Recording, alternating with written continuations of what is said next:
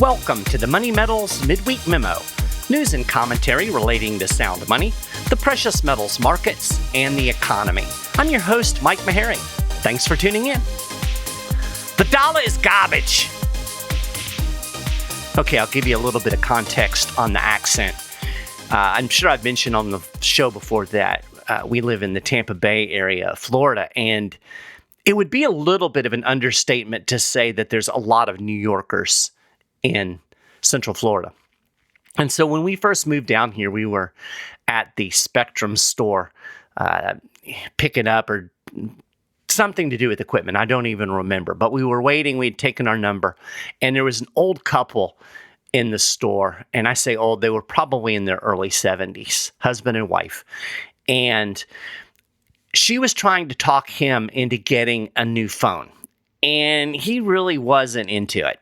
Didn't really think he needed a new phone. So when the Spectrum guy came and started talking to him and giving him the options, old fella was spending most of his time explaining why he didn't really need a new phone, how his phone was fine. And, well, my phone does so-and-so. And I don't remember what prompted it, but he said something, and it was the final straw for the lady. And she goes, "Your phone is garbage." And my wife and I were sitting kind of eavesdropping, trying really hard not to crack up. So that's why I say the dollar is garbage, because, you know, the dollar is basically garbage. And, UBS, the big Swiss bank, basically said that the dollar is garbage. I mean, they didn't put it that way, but I mean, that was the implication. I think the word they used was unattractive. The dollar is unattractive. In other words, the dollar's garbage. So this was all in a recent analyst note, and the Swiss investment bank said it is time to, quote, reduce and hedge exposure to USD before further dollar declines. In other words, get out of the dollar. The dollar's going down. Avoid the dollar. That was the basic message of this note. And they're basing this on the fact that the dollar index has dropped by over 10% so far in 2025. I think 10.8% was the level of decline from January 1st through June 30th. And this was actually the biggest dollar decline through the first half of any year since 1973. Now think about that for a minute. 1973, that was just 2 years after Richard Nixon had severed the last tie between the dollar and gold. And of course, you would expect that the dollar would be declining after being uncoupled from, the last connection to any type of solid commodity. That it allowed the government to begin expanding the money supply at a rapid pace to pay for all of the social programs and the Vietnam War. And so we would expect that in 1973, right? We're transitioning to a pure fiat currency. And now today, this last 6 months, the dollar has devalued as much as it has since 1973. That's pretty disturbing, I guess, when you really think about it, right? And, the other thing that's interesting about this is kind of the timing of it. Think about all of the geopolitical tensions we've had over the last couple of years. You've got this situation in Ukraine with Russia. You've got all of the stuff going on in the Middle East. You've had, uncertainty in trade, a lot of economic uncertainty. And the dollar is supposed to be a safe haven. It has historically been a safe haven. People flock to dollars and dollar assets in times of difficulty because it tends to be the cleanest dirty shirt in the hamper. But the dollar hasn't gotten that bid at all of late. And, on top of that, most analysts had predicted that an aggressive tariff regime would strengthen the dollar. And then on top of that, we've got the Fed's decision to keep interest rates higher for longer, which should also support the dollar. None of that has supported the dollar. We've seen this significant dollar weakness during a time when you would expect dollar strength. Now imagine how things are going to look when the Fed starts cutting interest rates, a move that's going to put further downward pressure on the currency.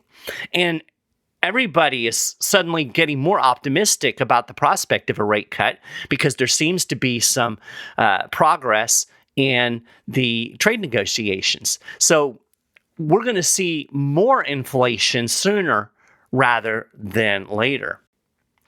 So with all of this in mind, UBS analysts say they expect a further dollar weakness as the U.S. economy slows, and they express worry about the rapidly deteriorating fiscal situation in Washington, D.C. Quote, "We like using near-term dollar strength to reduce excess U.S. dollar cash by investing or diversifying into other currencies, such as the Japanese yen, euro, British pound, and Australian dollar. We think now is the time to review strategic currency allocations in international portfolios and consider hedging U.S. dollar exposure in U.S. assets backed into home currencies." In other words, again, get out of the dollar.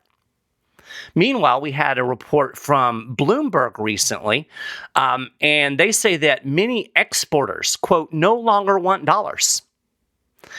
And the report goes on and it explains that foreign vendors are asking U.S. importers to settle invoices in euros, pesos, and yuan to avoid currency swings.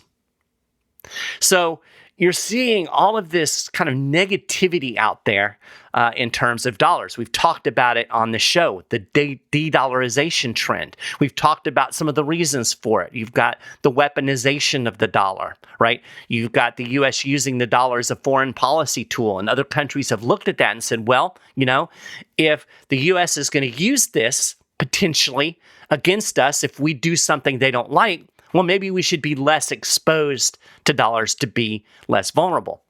Perfectly rational, reasonable response.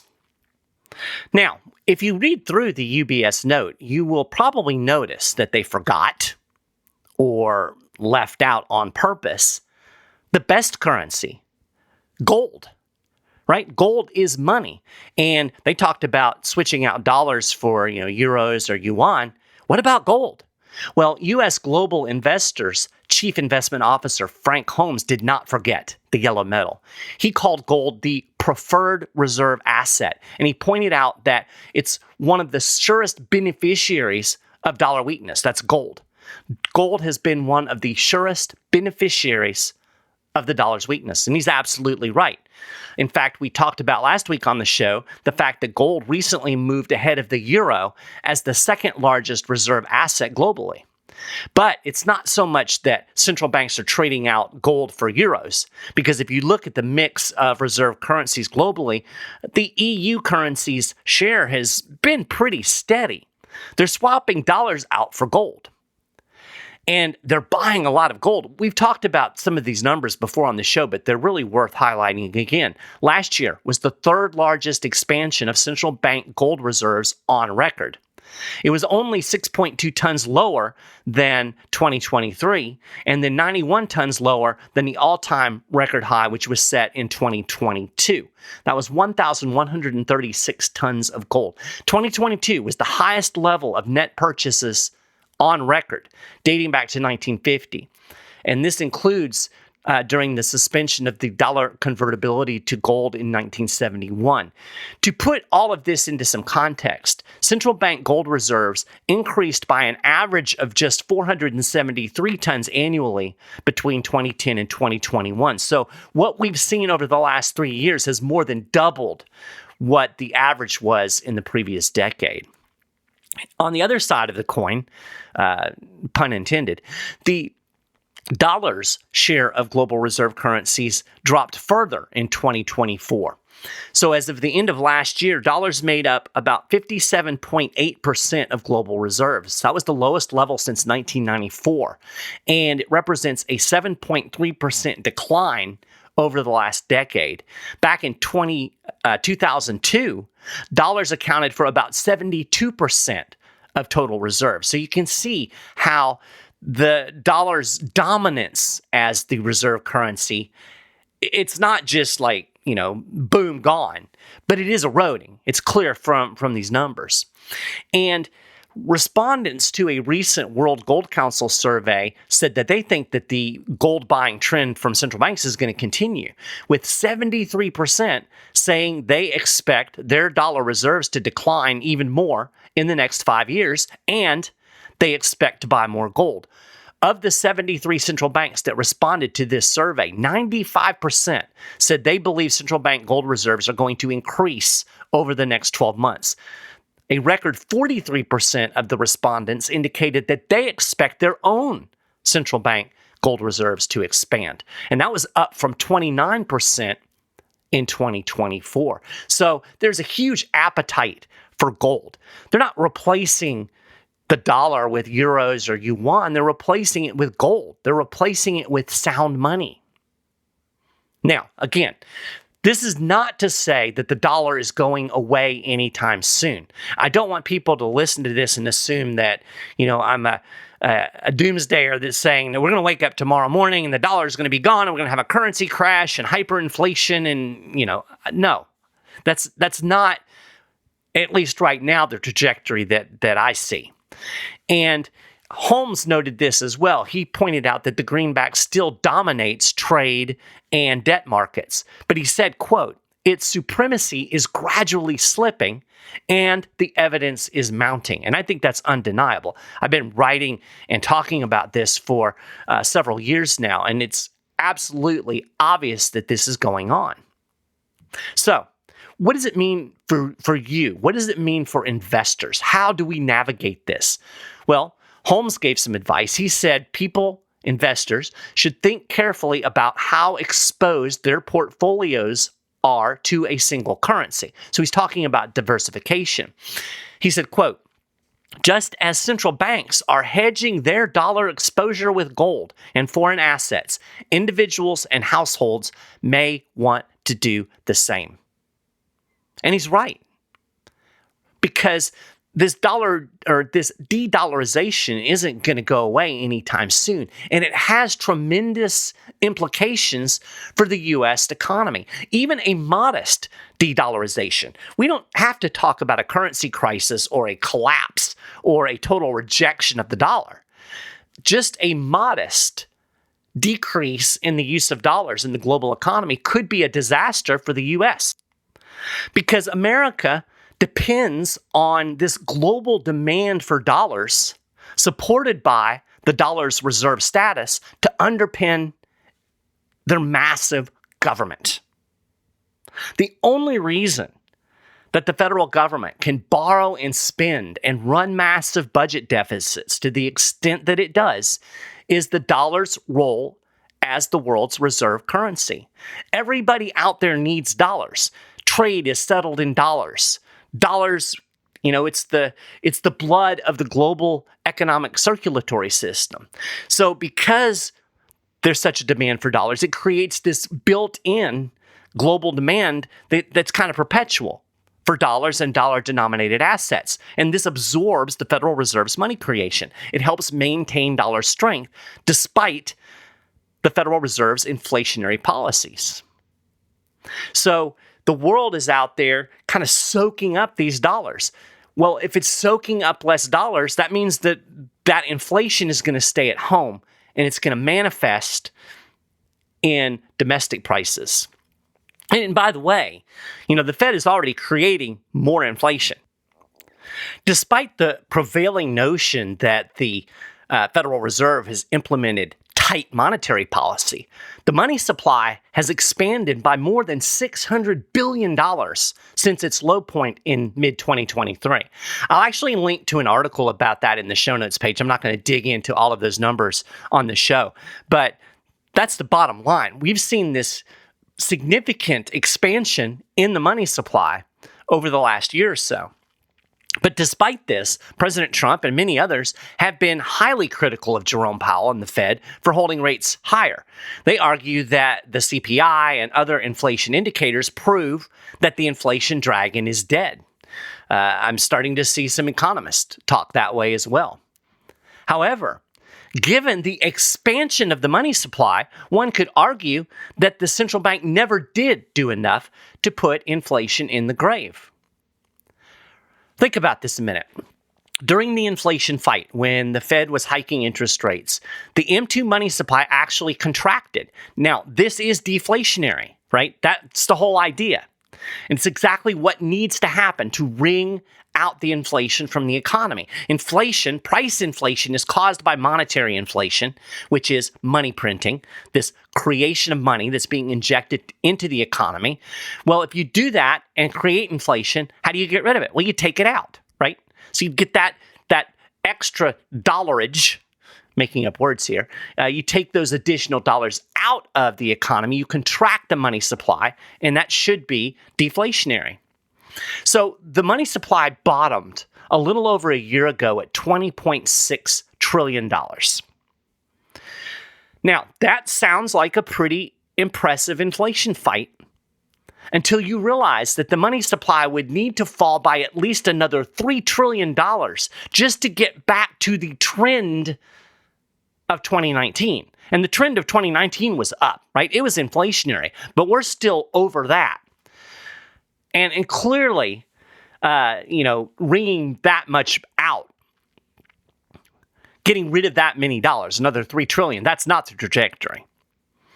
So if the world no longer needs dollars and the Fed is going to keep printing dollars, who's going to absorb this inflation? Well, as I've already alluded to, it's the American consumer. And again, I really want to emphasize this. We don't have to have a currency collapse for this to be a problem. We don't have to be Venezuela with runaway hyperinflation. A partial de-dollarization of the world economy, and that's what they're talking about. They're talking about a multipolar economic system. Well, that's going to cause a dollar glut. The value of the U.S. currency would further depreciate. That translates into more price inflation at home. And if you want to go all the way to the worst case scenario, then we could talk about a dollar collapse, a currency crisis, hyperinflation. That's the extreme. But again, even a modest de-dollarization is going to cause inflationary pressure in the U.S. economy. And, by the way, U.S. consumers are already getting gut punched by inflation. Of course, you probably know this because, you shop. You know how it feels to spend more and more money every single month and feel like you're getting less and less for it. That's because that's exactly what's happening. As talking heads on mainstream financial networks point to ever-increasing retail sales, and May data notwithstanding, we did have a pretty significant drop in retail sales in May, which kind of surprised a lot of people. But generally speaking, retail sales have been strong for the last several years. So you get the reporters on MSNBC and Fox Business, they're talking about the health of the American consumer. But while they're jabbering about that, Joe Main Street is spending hand over fist just to keep up with rising prices. And this is pretty wild. Did you know we can account for virtually the entire increase in retail sales in the United States since April of 2021 by price inflation? Retail sales increased rapidly as the country emerged from the government-imposed pandemic lockdowns. Makes sense, right? We got locked down. Nobody was buying anything. When we started to come out of that, then people started to unleash that buying power. They started buying stuff. And by mid-2020, retail sales had climbed from a pandemic low of under $400 trillion. It was a huge dip to pre-pandemic levels, and that was around $500 trillion. And then retail sales rapidly surged from there. I'll put a chart on the show notes that will kind of show how the retail sales moved during and after the pandemic. But anyway, by the spring of 2021, retail sales were up to $575 trillion. And media reports touted the surge in consumer spending. They lauded it as a sign of a recovering economy. It was all good news. But this big increase in retail sales was actually foreshadowing something much more sinister. inflation. While Jerome Powell and his minions over at the Fed were insisting that inflation was transitory, retail sales were marching higher at a very fast clip. By July 2021, they were over $600 trillion, and they continued to climb steadily higher in the subsequent months. This last May, retail sales were $715.4 trillion. So since July 2021, retail sales have increased by a healthy 15.9%. That sounds great, right? But when you adjust retail sales for price inflation, an entirely different picture emerges. In real terms, adjusted for inflation, retail sales flatlined in April 2021, and they have remained range-bound between about 550 and 575 trillion ever since. And when you look at this chart, you see the reported retail sales, nice line upwards and to the right, showing this great increase in retail sales. And then you look at real retail sales adjusted for inflation, and you've got this flat line. So this is just really reflecting the reality that American consumers have spent more money month after month for the last 4 years. But they're just purchasing basically the same amount of stuff. That big 15% plus increase in retail sales is nothing more than a reflection of rising prices. Now, most people reflexively assume that an increase in retail sales means consumers bought more goods and services. That's kind of what it sounds like, right? Retail sales increased. It sounds like, stores are selling more stuff. But that's just one side of the coin.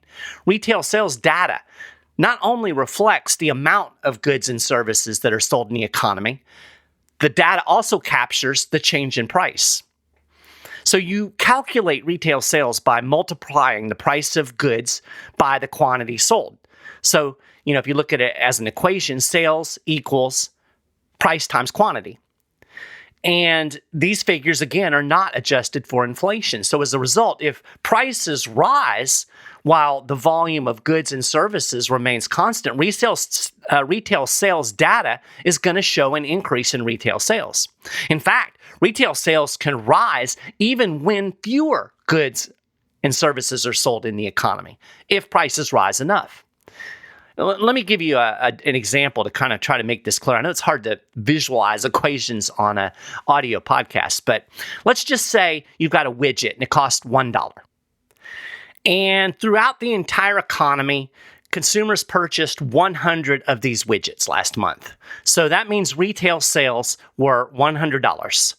That's $1 times 100 widgets sold, $100. That's your retail sales data. Now, let's say the price increases to $2 this month. Due to the higher prices, consumers only purchase 60 widgets.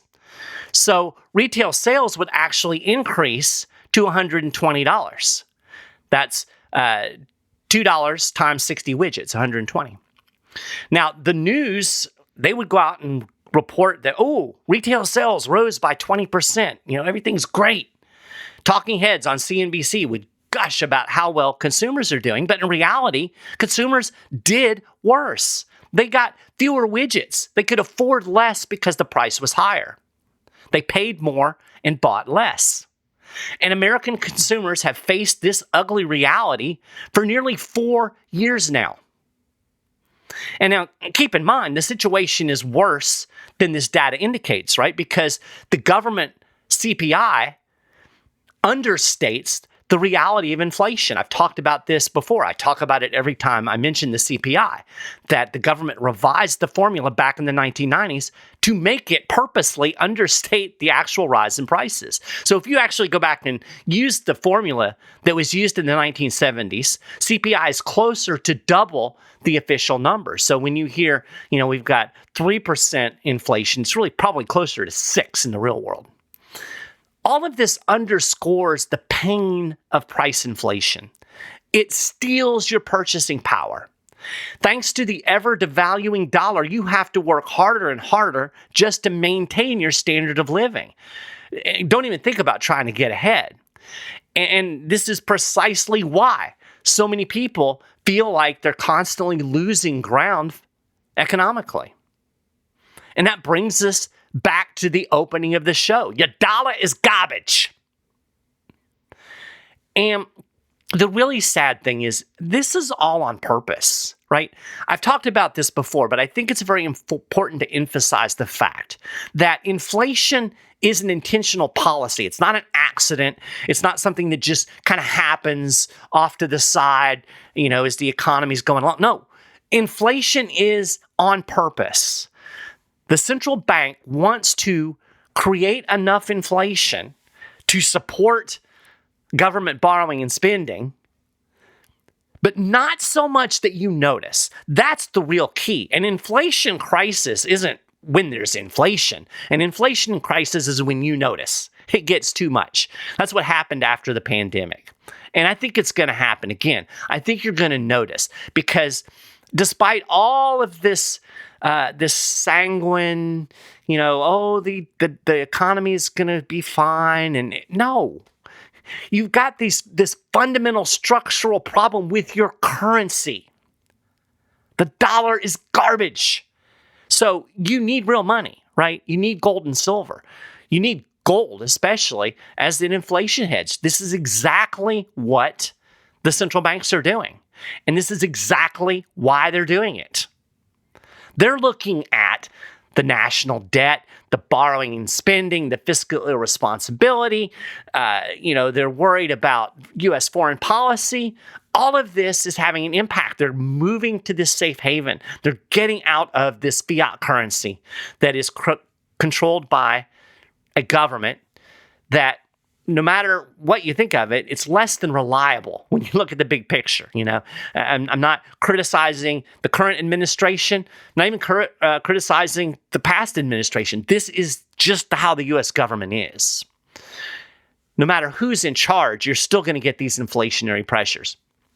So you need real money. You need gold and silver. And that's why I keep saying that, every week, it's a good time to call 800-800-1865 and talk to a Money Metals precious metals specialist, because they can help you figure out how gold and silver can fit into your investment portfolio. They can talk about different products that we have, different programs. They can explain how you can actually buy gold and silver kind of on an installment program where you just take as little as $100 a month and put that into gold or silver. So give them a call today. I know some people don't like to talk on the phone. That's cool. You can actually go to moneymetals.com. You can chat with the precious metals specialist online. Or, you may know what you want. You see a dip in the price. You think this is a good time to buy some gold. You can go right to moneymetals.com. You can buy gold. You can buy silver. You can find what you want. Everything is very simple right there online. But do it today. Because as I've talked about the last several weeks, there's a little bit of bearish sentiment kind of creeping in surrounding gold and precious metals. I don't think that's justified. I think these are buying opportunities when you see the price drop. So think about that and give us a call today. So we're going to call that a wrap for this episode of the Money Metals Midweek Memo. You can get more information about everything that I've talked about on the show today, and of course a lot more over at moneymetals.com/news. And if you want to get the latest news and information relating to gold, silver, right in your inbox, make sure you sign up to get on our email list. And of course, you can subscribe to the Midweek Memo podcast on your favorite podcasting platform. And when you do, you're also going to get access to our Market Wrap podcast that comes out every Friday, where you'll get a quick overview of the week in precious metals, and then conversations between yours truly and interesting people from the world of gold, silver, economics, and investing. As always, thank you so much for taking a little bit of time out of your day to listen to the show. I really appreciate it. If you can do me a favor, if you like the show, go give us a good review on your podcasting platform. Give us those 5 stars, crush that like button, share the episodes. It helps grow the show, and I would really appreciate that. So with that, have a great 4th of July weekend for those of you in the United States. And everybody just have a fantastic rest of your week, and I will see you again next week.